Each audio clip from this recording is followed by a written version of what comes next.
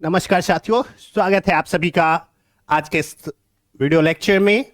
दोस्तों, अभी हम लोग पढ़ रहे हैं भारतीय इतिहास का जो गांधीवादी चरण है उसको, और इससे पहले हमने लगभग 110 के आसपास जो है क्वेश्चन किया था पिछले 3 वीडियो लेक्चर में। आज जो है ये फाइनल लेक्चर होने वाला है, तो इसको भी आज हम लोग फटाफट कंप्लीट करके इसको अगला जो हमारा पार्ट है उसको देखेंगे।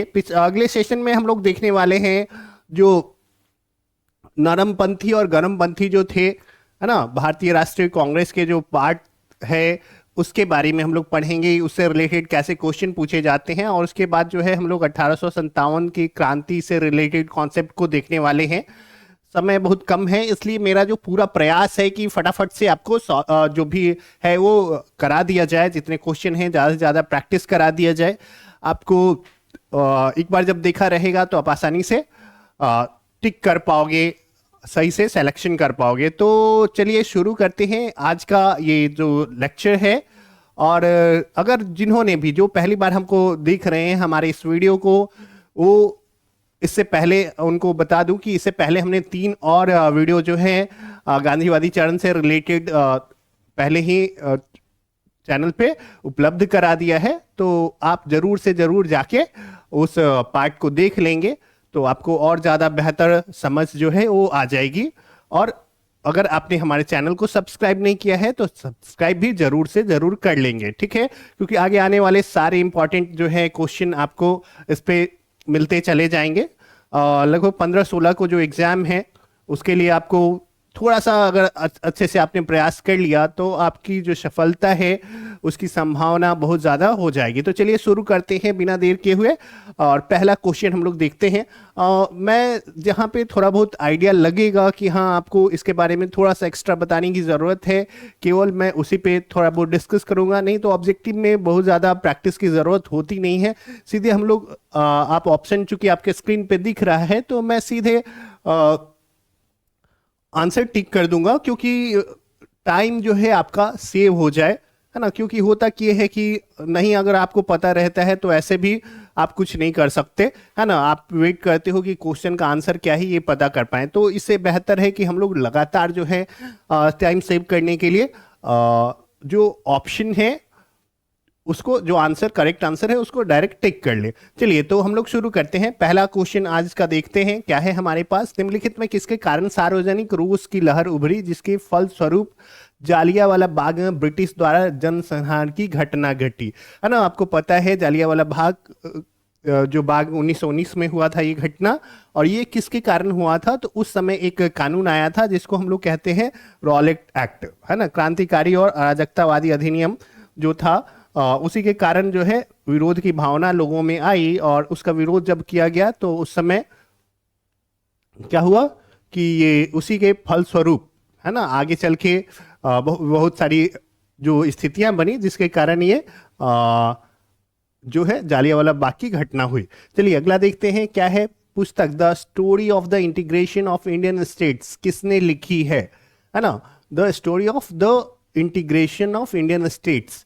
तो देखिए, अगर भारत के राज्यों को जब आपको पता होगा, अगर तो भारत जब आजाद हुआ तो उस समय 2 राष्ट्र का निर्माण हुआ, भारत और पाकिस्तान। और जो उस समय भारत जो भी हमारा एरिया था वहां पे लगभग 565 रजवाड़े थे जिनको क्या करना था, भारत या पाकिस्तान में से किसी एक में जाके मिलना था, या कुछ लोग जो चाहें वो स्वतंत्र भी रह सकते थे। तो ज्यादातर जो है उनका डिवीजन हुआ, और कहीं ना कहीं इस पूरी प्रक्रिया में हमारे अगर भारत की ओर से देखा जाए तो सरदार वल्लभ भाई पटेल का योगदान बहुत ज्यादा रहा है ना। तो उनके साथ ही एक काम करने वाले थे जिनका नाम है क्या, वीपी मेनन, है ना। ये जो है उनके साथ में एज सहयोगी की भूमिका निभा रहे थे, ऐसे सरकारी आदमी थे, है ना। और वो क्या करते थे, तो चूंकि इन्होंने पूरी प्रक्रिया को देखा तो आप इससे याद रख सकते हो कि the story of the integration of Indian states किसने लिखा है ना। ऐसे भी यहाँ पे हमारे पास क्या है, वल्लभ भाई पटेल का ऑप्शन है नहीं, तो यही एक आंसर है, यहाँ पे कोई कंफ्यूजन की बात नहीं है। चलिए तो अगला देखते हैं 1932 के पूना समझौते के साथ किसका सीधा संबंध था? पूना समझौता, भारतीय महिलाएं, भारतीय मजदूर वर्ग, भारतीय कृषक वर्ग और भारतीय दलित वर्ग। तो इसका राइट आंसर क्या है? भारतीय दलित वर्ग, है ना। पूना समझौता किसको लेके हुआ था? दलित वर्ग को लेके हुआ था, महात्मा गांधी और किसके बीच?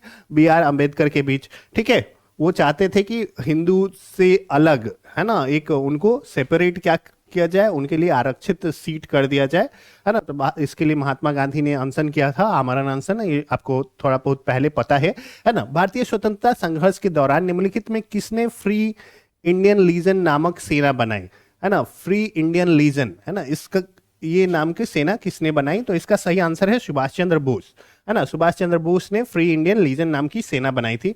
अगला है, गांधी जी के निम्नलिखित अन्यायों में से कौन पेशे से एक शिक्षक थे, है ना। कौन थे पेशे से शिक्षक? तो ये है जेबी कृपलानी, है ना। और इनके बारे में अगर आप पता कीजिएगा तो इन्होंने बिहार में जो बिहार यूनिवर्सिटी है वहां पे भी शिक्षण का कार्य किया था। चलिए अगला है, वर्ष 1928 में Hindustan socialist Republic association HSRA की स्थापना कहाँ हुई, है ना। ये HSRA की स्थापना जो है वो कानपुर में हुई थी। ये क्रांतिकारी एक लोगों का संगठन था, है ना, जिसमें चंद्रशेखर आजाद, भगत सिंह, ये लोग शामिल थे।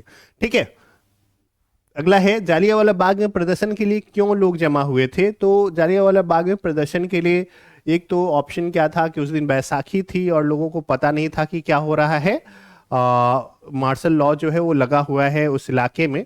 और दूसरा जो सबसे मेन कारण था वो था क्या कि पंजाब के जो दो नेता थे, एक डॉक्टर सत्यपाल और एक थे सैफुद्दीन किचलू, इन दोनों को गिरफ्तार कर ली थी अंग्रेज सरकार। तो उनके विरोध में वो लोग प्रदर्शन कर रहे थे। तो इसका जो राइट आंसर है वो है किचलू और सत्यपाल के बंदी बनाए जाने के विरोध में प्रदर्शन करने के लिए लोग जमा हुए थे। ठीक है, अगला है हमारा, देखिए क्या है, 1942 के आंदोलन में डॉक्टर राजेंद्र प्रसाद को किस जेल में कैद रखा गया था? तो इसका राइट आंसर है बांकीपुर जेल। बांकीपुर जो है ये पटना में है ना। और इसमें एक और ऑप्शन है क्या, हजारीबाग जेल में किसको रखा गया था? तो ये रखा गया था जयप्रकाश नारायण को। ठीक है, जयप्रकाश नारायण किस पार्टी से जुड़े थे? तो ये क्या थे? समाजवादी लोग थे, तो ये सोशलिस्ट पार्टी से जुड़े थे। ठीक है, जयप्रकाश नारायण किस पार्टी से जुड़े थे? तो वो समाजवादी पार्टी से जुड़े थे। अगला है, सूची 1 को सूची 2 के साथ मिलाना है। बारदोली, बारदोली कहाँ पे है? तो बारदोली जो है वो गुजरात में है। चौरी चौरा आपको पता है उत्तर प्रदेश में है ना। बाकी आप मिला लीजिए, यरवदा जो है शायद यहाँ पे है और ये वाला ये है ना। ऐसे आपको 2 ऑप्शन मैच हो गया तो आप आसानी से चेक कर सकते हो, है ना। बारदोली गुजरात, है ना। ए का है 2, ए का 2 ये है ना। बी का 4 है और सी का है 1 और डी का जो है पश्चिम बंगाल। ठीक है, हमारा कौन सा ऑप्शन है? ऑप्शन बी जो है वो राइट ऑप्शन हो जाएगा। ठीक है, नेक्स्ट क्वेश्चन देखते हैं, भारत छोड़ो आंदोलन कब प्रारंभ हुआ? तो भारत छोड़ो आंदोलन का जो प्रस्ताव है वो पारित हुआ था 8 अगस्त 1942 को और 9 अगस्त से ये शुरू हुआ। तो 9 अगस्त 1942 से भारत छोड़ो आंदोलन जो है वो शुरू हुआ। वर्ष 1946 में आजाद हिंद फौज के लाल किले में दिल्ली के मुकदमे की पैरवी निम्नलिखित में से किसने नहीं की थी, है ना। तो भूला भाई देसाई, पंडित जवाहरलाल नेहरू, सरदार वल्लभ भाई पटेल और डॉक्टर कैलाशनाथ काटजू। तो इसमें से जो राइट आंसर है वो ये है, सरदार वल्लभ भाई पटेल ने नहीं की थी। ठीक है, अगला क्वेश्चन देखते हैं। नेक्स्ट है, वह व्यक्ति जिसने 4 अप्रैल 1919 को दिल्ली की जालमा मस्जिद के प्रवचन मंच से हिंदू मुस्लिम एकता पर भाषण दिया था, वे थे, है ना। 4 अप्रैल 1919 जालियांवाला बाग हत्याकांड के थोड़े कुछ दिन पहले हिंदू मुस्लिम एकता, आपको पता है हिंदू मुस्लिम एकता महात्मा गांधी ने भी प्रयास किया कि एक ऑप्शन देखा किसको, जो आंदोलन चल रहा था खिलाफत, है ना। महात्मा गांधी ने देखा कि ये हिंदू मुस्लिम की एकता को बनाने के लिए अच्छा अवसर है। तो ये उसी समय की बात है 1919 के आसपास, जब खिलाफत और बाद में असहयोग दोनों को मिला दिया गया, है ना। तो ये कौन दिया था उस समय भाषण? हिंदू मुस्लिम एकता पर भाषण दिया गया था, किसके द्वारा? तो वो ऑप्शन है स्वामी श्रद्धानंद जो है, ऑप्शन डी जो है वो राइट आंसर है। नेक्स्ट है, ब्रिटिश सरकार ने महात्मा गांधी को जो उपाधि दी थी और जिसे उन्होंने असहयोग आंदोलन में वापस कर दिया था वह थी, है ना। तो महात्मा गांधी को कैसर हिंद की उपाधि दी गई थी। ठीक है, जब उन्होंने अंग्रेज सरकार की मदद की थी फर्स्ट वर्ल्ड वॉर में, है ना। तो उसके लिए दिया गया था। निम्नलिखित में किस पार्टी ने भारत छोड़ो आंदोलन का समर्थन नहीं किया था? हिंदू महासभा, इसने भी नहीं किया था। कम्युनिस्ट पार्टी ऑफ इंडिया ने भी नहीं किया था, communist party of India Punjab ने भी नहीं किया था। तो इसका राइट आंसर जो है इनमें से सभी। नेक्स्ट क्वेश्चन देखते हैं। निम्नलिखित को काल क्रमानुसार व्यवस्थित कीजिए और सही उत्तर का चयन नीचे दिए गए कूट से कीजिए। असहयोग आंदोलन, सविनय अवज्ञा आंदोलन, खिलाफत आंदोलन, भारत छोड़ो आंदोलन। असहयोग आंदोलन आपको पता है 20 से 22 है ना, 20 के लास्ट में शुरू हुआ था, कई बार 21 से काउंट लोग करते हैं। सविनय अवज्ञा आंदोलन है ना, दांडी मार्च से शुरू हुआ था 1930 है ना। उसके तुरंत बाद खिलाफत आपको पता है 1917 के आसपास का जो है 17-18 के आसपास हुआ था, ठीक है। और एग्जैक्ट डेट देखना होगा। भारत छोड़ो आंदोलन 1942। तो आपको अरेंज करना है कौन पहले हुआ था कौन बाद में हुआ था, आपको पता है। तो सबसे पहले क्या होगा, खिलाफत, फिर असहयोग आंदोलन, फिर हुआ सविनय अवज्ञा आंदोलन, फिर भारत छोड़ो आंदोलन।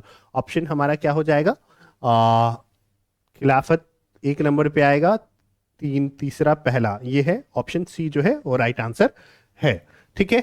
चलिए देखते हैं। कथन 1928 में लाहौर में लाला लाजपत राय के नेतृत्व में साइमन कमीशन का विरोध आयोजित किया गया था। कारण साइमन कमीशन में एक भी भारतीय सदस्य नहीं था, है ना।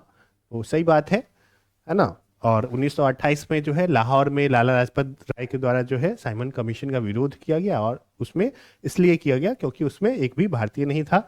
तो असर्शन और रीजन है ना, ए और आर दोनों जो है सही है, और दोनों आर जो है वो ए का सही स्पष्टीकरण है। व्यक्तिगत सत्याग्रह में विनोबा भावे को प्रथम सत्याग्रही चुना गया था। दूसरा सत्याग्रही कौन था, है ना। तो दूसरे सत्याग्रही थे क्या, पंडित जवाहरलाल नेहरू, है ना। क्यों चुना गया था, आपको पता होगा कि सेकेंड वर्ल्ड वॉर जब हुआ था, है ना, तो उस समय ब्रिटिश सरकार ने बोला कि भारत भी जो है इसमें शामिल है। तो पूरे कांग्रेस के पूरे मंत्रिमंडल ने उस त्यागपत्र दे दिया, और इसका विरोध करने के लिए व्यक्तिगत सत्याग्रह जो है वो उसका मार्ग अपनाया गया। तो इसमें हर एक आदमी को एक एक जगह पे चुना जाता था, वहां पे चुन के वो उनको भाषण देना होता था और सत्याग्रह करना होता था। तो पहले सत्याग्रही जो थे वो विनोबा भावे थे, दूसरे जो है पंडित जवाहरलाल नेहरू थे, ठीक है। निम्न आंदोलनों में से किस एक के साथ अरुणा आसफ अली का संबंध भूमिगत कार्यकलापों के महिला संगठन के रूप में था। तो इसका जो राइट आंसर है वो है भारत छोड़ो आंदोलन, है ना। कौन है, अरुणा आसफ अली, है ना। किस आंदोलन से संबंधित थी, भारत छोड़ो आंदोलन से। चलिए, निम्नलिखित में कौन सा कथन पूना पैक्ट 1932 के संदर्भ में सही नहीं है ना। सरकारी नौकरियों में दलितों को समुचित प्रतिनिधित्व, प्रांतीय विधानमंडलों में दलित वर्ग के लिए स्थानों का आरक्षण, केंद्रीय विधानमंडलों में दलित वर्ग के लिए स्थानों का आरक्षण, और संयुक्त निर्वाचन मंडल पद्धति की स्वीकृति, है ना। तो आपको पता है कि सरकारी नौकरी में आरक्षण जो है बहुत बाद में आया हुआ है ना। तो ये वाला जो ऑप्शन है ये सही हो जाएगा, सही नहीं है, मतलब यही ऑप्शन हमारा इसमें सही है ना। बाकी सारे जो है वो पूना पैक्ट में थे। पूना पैक्ट आपको पता है ना, किसके किसके बीच, महात्मा गांधी और अंबेडकर के बीच। भारतीय राष्ट्र स्वतंत्रता संग्राम के संदर्भ में कांग्रेस का हरिपुरा अधिवेशन 1938 एक मील का पत्थर था, क्योंकि, है ना, हरिपुरा अधिवेशन, है ना। तो इस समय क्या हुआ, तो इसमें जो है एक तो है हरिपुरा अधिवेशन के समय यह भी बोला गया कि क्या होगा, अगर 6 महीने का समय दिया गया, है ना, इसके द्वारा कांग्रेस के द्वारा, सुभाष चंद्र बोस इसकी अध्यक्षता कर रहे थे, है ना, अध्यक्ष चुने गए थे। तो उन्होंने क्या बोला कि हम लोग समय देते हैं 6 महीने का, अगर क्या होती है ब्रिटिश सरकार जो है वो हम लोग को स्वतंत्र नहीं करती है, तो हम लोग क्या करेंगे, उनके विरुद्ध जो है क्या कहते हैं, कुछ अनशन, मतलब अहिंसात्मक तरीका से हम लोग लड़ाई करेंगे, है ना। तो महात्मा गांधी इसके खिलाफ हो गए थे, ठीक है। तो एक तो ये ऑप्शन था। तो यहाँ पे थोड़ा सा अगर आप बुक में चेक कीजिएगा तो आपको ये भी कई बार सही मिलता है। इसमें योजना आयोग की अवधारणा को प्रस्तुत किया गया है ना, ये वाला ऑप्शन इसमें मुझे थोड़ा सा डाउट है। लेकिन कई बार क्या होता है कि कुछ क्वेश्चन के आंसर जो है, चूंकि हम लोग थे नहीं और किस बुक पे ट्रस्ट किया जाए इसको लेके थोड़ा सा इश्यू कई बार आ जाता है ना। तो इसमें आंसर जो है ये वाला प्रोवाइड किया गया है ना। मेरे हिसाब से ये वाला जो है होना चाहिए। विरोध की घोषणा, युद्ध की घोषणा की गई, युद्ध मतलब उस प्रकार का युद्ध नहीं जिस प्रकार से होता है, तो शायद इसलिए ये ऑप्शन जो है वो कैंसिल हो गया है, ठीक है। महात्मा गांधी ने हिंद स्वराज में रेलवे की आलोचना की क्योंकि रेलवे प्लेग जीवाणु का वाहक, बार बार पड़ने वाले अकालों का साधन, समाज में वर्ग भेद बढ़ाने के लिए उत्तरदायी, और दुर्घटनाओं का वाहक। नीचे दिए गए कूट की मदद से सही उत्तर चुनना है। तो इसमें क्या है, यहाँ पे जो इसका ऑप्शन है 1, 2 और 3, ये जो है ये सही आंसर हो जाएगा, है ना, क्योंकि ऐसा महात्मा गांधी मानते थे कि ये तीनों, है ना, मतलब प्लेग जीवाणु जो है या महामारी बढ़ाने में रेलवे का उत्तरदायी, मतलब उत्तरदायी है, अकाल का भी वो साधन है, और वर्ग भेद बढ़ाने के लिए भी उत्तरदायी है। चलिए अगला है, निम्नलिखित उद्घोषणा पर विचार कीजिए और उद्घोषणा उद्घोषणा करने वाले व्यक्ति को नीचे दिए गए कूट का प्रयोग करके पहचानना है ना। समय आ गया है कि जब सम्मान चिन्ह हमारी शर्म को अपमान के असंगत संदर्भ में चमका रहे हैं, और मैं अपनी ओर से सभी विशिष्ट उपाधि से वंचित होकर अपने उन देशवासियों के साथ खड़ा होना चाहता हूं जो, यहाँ पे हूं होगा, थोड़ा बहुत मिस्टेक हो सकता है टाइपिंग में, जो अब तथाकथित नगण्यता के लिए वह अधोगति झेलने के दायी है, जो मनुष्यों के उपयुक्त नहीं है, है ना। ये स्टेटमेंट किसका है ना। तो ये जो स्टेटमेंट है ये है रविन्द्रनाथ टैगोर का, और ये तब दिया गया है कब, जब जालियांवाला बाग हत्याकांड हुआ था उसके बाद, है ना। आपको पता है सर की उपाधि उन्होंने त्याग दी थी, है ना, और महात्मा गांधी ने कैसरे हिंद की। ठीक है, रॉलेट एक्ट पारित किया गया क्या चीज के लिए, तो राष्ट्रवादी और क्रांतिकारी क्रियाकलापों में कमी लाने के लिए, इसके लिए रॉलेट एक्ट जो है वो पास किया गया था, ताकि क्रांतिकारी गतिविधि न हो पाए। ठीक है, सरदार वल्लभ भाई पटेल के नेतृत्व में शुरू हुए बारडोली सत्याग्रह की मुख्य मांग निम्नलिखित में से कौन सी थी। जीतने वाले को जमीन, मजदूरी की दरों में वृद्धि, नई बढ़ी हुई लगान दर की वापसी, किसानों को कृषि निविष्टियों की आर्थिक सहायता प्राप्त दर पर पूर्ति। इसका आंसर जो है ये है, नई जो बढ़ी हुई लगान दर थी उसकी वापसी के लिए वो किया गया था। असहयोग आंदोलन के विषय में निम्नलिखित कथनों पर विचार कीजिए। यह आंदोलन इससे पहले हुए किसी भी अन्य राजनीतिक आंदोलन की अपेक्षा काफी बड़ी प्रबलता का था। सही बात है, ऐसा हुआ भी। और यह आंदोलन हिंदू मुस्लिम एकता को प्रोत्साहित करने में सहायक हुआ, यह भी सही है। यह आंदोलन राष्ट्रवाद, मध्य वर्ग राजनीति, धर्म, सामंतवाद, कृषक असंतोष और श्रमिक वर्ग आंदोलन का मिश्रण था, है ना। तो ये ऑप्शन जो है ये सही नहीं है, तो इसका जो राइट आंसर हो जाएगा ऑप्शन बी 1 और 2 हो जाएगा। ठीक है, चलिए नेक्स्ट क्वेश्चन देखते हैं। असहयोग आंदोलन के विषय में निम्नलिखित कथनों पर विचार कीजिए। यह आंदोलन इससे पहले हुए किसी भी अन्य राजनीतिक आंदोलन की, चलिए यही सेम क्वेश्चन है पिछला वाला, नेक्स्ट करते हैं। महात्मा गांधी के सत्याग्रह के दर्शन के विषय में निम्नलिखित में कौन सा से कथन सही है। सत्य और अहिंसा इसके दो महत्वपूर्ण संघटक हैं, सही बात है। और सत्याग्रही बुराई का प्रतिरोध करेंगे परंतु बुरा करने वाले से घृणा नहीं करेंगे, ये भी उन्होंने कहा था, है ना। आपको अगर मुन्ना भाई मूवी देखे होंगे तो आपको पता होगा, है ना, मुन्ना भाई MBBS, है ना, उसमें इससे रिलेटेड कॉन्सेप्ट आया हुआ है। सत्याग्रही यदि आवश्यक हो तो स्वयं को और बुरा करने वाले को भी पीड़ा पहुंचाएगा, है ना। तो ये ऑप्शन नहीं है ना। तो इसका सही आंसर क्या हो जाएगा, ऑप्शन डी जो है, केवल 1 और 2 यही सही है। चलिए नेक्स्ट क्वेश्चन देखते हैं। भारत के लिए एक डोमिनियन स्टेट कॉन्स्टिट्यूशन के प्रारूपण का प्रथम प्रयास किस की प्रतिक्रिया में किया गया, है ना। तो इसका जो ऑप्शन है डोमिनियन स्टेटस, ये साइमन कमीशन के में किया गया था। ठीक है, कौन सा है, साइमन कमीशन आया उस समय, जो उस वायसराय थे उन्होंने चैलेंज दिया कि अगर संभव हो तो भारत जो है ऐसा कोई संविधान बना ले जो सारे दलों को मंजूर हो। और इसी के बाद मोतीलाल नेहरू ने क्या किया था, संविधान का जो है मसौदा तैयार करने के लिए 1928-29 में जो है आपको पता है ये प्रक्रिया हुई थी। भारत के लिए एक डोमिनियन स्टेट, सेम क्वेश्चन है, निम्न में कौन सा गोलमेज सम्मेलन 1932 में हुआ था, है ना। तो पहला हुआ था 1930 में, दूसरा 31 में, तीसरा जो है वो 32 में हुआ था। 30, 31, 32 लगातार है, तो ऑप्शन सी जो है राइट आंसर हो जाएगा। गांधी जी ने दांडी समुद्र तट पर नमक का कानून का उल्लंघन किया था, है ना, कब, 6 अप्रैल 1930 को, है ना। 12 मार्च को चले थे, 6 अप्रैल को वहां पे पहुंच के उन्होंने क्या किया, नमक कानून तोड़ा। इंडिया डिवाइडेड पुस्तक के लेखक थे, इंडिया डिवाइडेड पुस्तक के लेखक जो हैं वो डॉक्टर राजेंद्र प्रसाद हैं।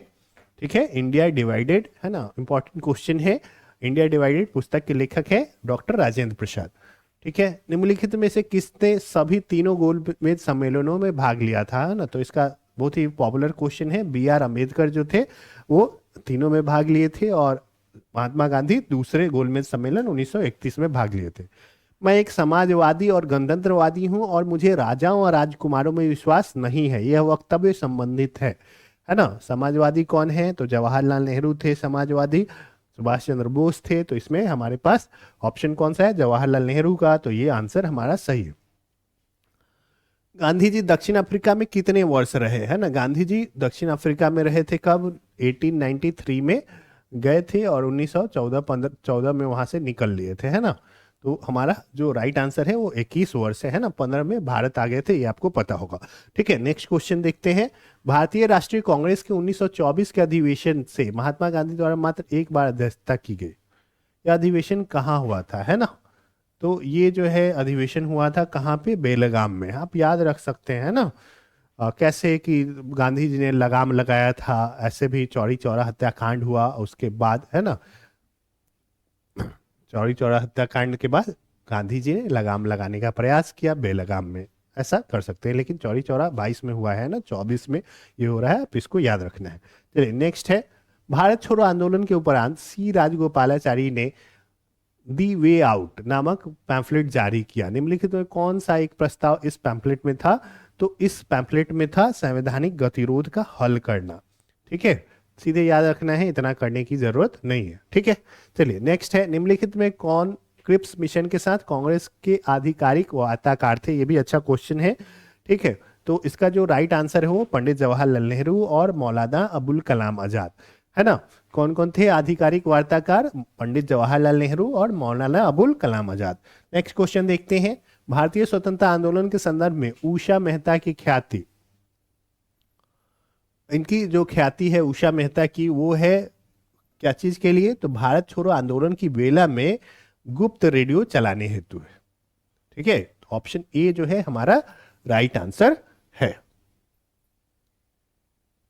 ठीक है, नेक्स्ट देखते हैं।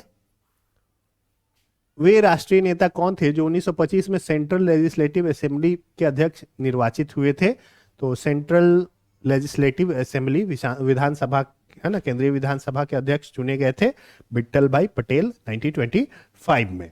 ठीक है, नेक्स्ट क्वेश्चन है, सूची को मिलाना है ना। Doctor M.A. अंसारी, पुरुषोत्तम दास टंडन, सरोजिनी नायडू, सुभाष चंद्र बोस। आपको क्या करना है, बस कोई एक दो सही ले लीजिए और वहां से आपको ऑप्शन मैच कर सकते हैं। एक भी आप सही मिला देते हैं। तो आपको अभी थोड़ी देर पहले हम लोग बात किए थी, सुभाष चंद्र बोस जो है वो हरिपुरा अधिवेशन में अध्यक्ष थे 1938 में। तो डी का जो है वो कौन सा है, डी का है 1। तो डी का 1 ऑप्शन यहाँ पे सी है, तो यही वाला हो जाएगा, है ना। क्या हो जाएगा, ए का 3, है ना, डॉक्टर A अंसारी यहाँ पे, बी का 4, है ना, नासिक में पुरुषोत्तम दास टंडन, सरोजिनी नायडू कहाँ पे थी, तो कानपुर में, है ना। तो इस प्रकार से आप एक ऑप्शन अगर आपको याद है तो आप बाकी भी कवर कर सकते हो, है ना। चलिए अगला देखते हैं। निम्नलिखित में किन आंदोलनों ने महिलाओं को घर की चार दीवारी से बाहर निकाला। ठीक है, तो इसमें चुनना है स्वदेशी आंदोलन, होम रूल आंदोलन, असहयोग आंदोलन और सविनय अवज्ञा आंदोलन। तो इसमें 2 आंदोलन था, कौन कौन, असहयोग आंदोलन और सविनय अवज्ञा आंदोलन, है ना। तीसरा और चौथा, ये वाला आंसर जो है हमारा सही है, जिसमें महिलाएं जो है घर से बाहर निकली, है ना। चलिए अगला है। 1939 में कांग्रेस मंत्रिमंडल ने 7 प्रांतों में त्यागपत्र दे दिया था, क्योंकि क्यों दिया था त्यागपत्र, क्योंकि अंग्रेजों ने क्या किया था, द्वितीय विश्व युद्ध में ये बोला था कि भारत भी क्या है और द्वितीय विश्व युद्ध में शामिल है ना। तो यहां पे देखिए कौन सा है, इसमें कहीं भी वो ऑप्शन नहीं है, तो ऑप्शन डी जो है ABC में से कोई भी सही नहीं है, यही आंसर सही है। ठीक है, अगला देखते हैं। निम्नलिखित में से किस दल की स्थापना डॉक्टर भीमराव अंबेडकर ने की थी?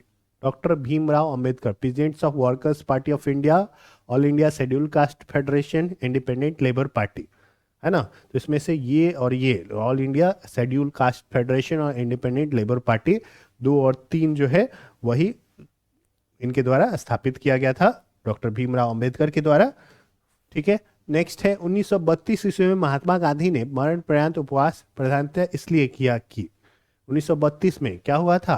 पूना पैक्ट आपको पता है, इस समय सांप्रदायिक पंचायत आया था रैमजे मैकडोनाल्ड का, है ना, उसी के विरोध में उन्होंने बोला आमरण अनशन करेंगे, है ना। तो इसका ऑप्शन क्या हो जाएगा? ऑप्शन सी, रैमजे मैकडोनाल्ड ने सांप्रदायिक अधिनिर्णय की घोषणा की, है ना, कम्युनल अवार्ड की घोषणा की। नेक्स्ट है क्वेश्चन, रॉलेट एक्ट का लक्ष्य था? तो रॉलेट एक्ट में बिना भी मुकदमा चलाए किसी को बंदी बनाया जा सकता था। ठीक है, तो ये ऑप्शन जो है सही है। नेक्स्ट है भारतीय राष्ट्रीय कांग्रेस का लाहौर अधिवेशन 1929 इतिहास में इसलिए बहुत प्रसिद्ध है क्योंकि 1929 में कांग्रेस ने पूर्ण स्वराज्य की मांग का एक संकल्प पारित किया, यह सही है। इस अधिवेशन में उग्रवादियों और उदारवादियों के बीच झगड़े को सुलझा लिया गया। इस अधिवेशन में द्विराष्ट्र मांग के सिद्धांत को अस्वीकार करते हुए एक संकल्प पारित किया गया, है ना। इसमें से कौन सा है ना, तो इसका केवल एक ही ऑप्शन सही है, 1, है ना, बाकी सब सही नहीं है। तो इसका जो है हो गया लगभग। तो आज के लिए हम लोग इतना ही रहते हैं, लगभग हम लोग 50 से 60 के आसपास क्वेश्चन आज कर चुके हैं, और इसी के साथ हमारा जो गांधीवादी चरण है वो कंप्लीट हो चुका है। अगले वीडियो लेक्चर में हम लोग क्या कहते हैं, उदारवादी और जो भी नरमपंथी गरमपंथी वाला जो कॉन्सेप्ट है उससे रिलेटेड क्वेश्चन देखने वाले हैं। आपको ये प्रयास अगर अच्छा लग रहा है तो आप हमारे वीडियो को लाइक करें, अपने दोस्तों में शेयर करें, और अगर आप हमारे चैनल पे नए हो तो हमारे चैनल को सब्सक्राइब करना ना भूलें। ठीक है, तो मिलते हैं आप सभी से अगले वीडियो लेक्चर में। इस वीडियो को देखने के लिए आप सभी का बहुत बहुत धन्यवाद।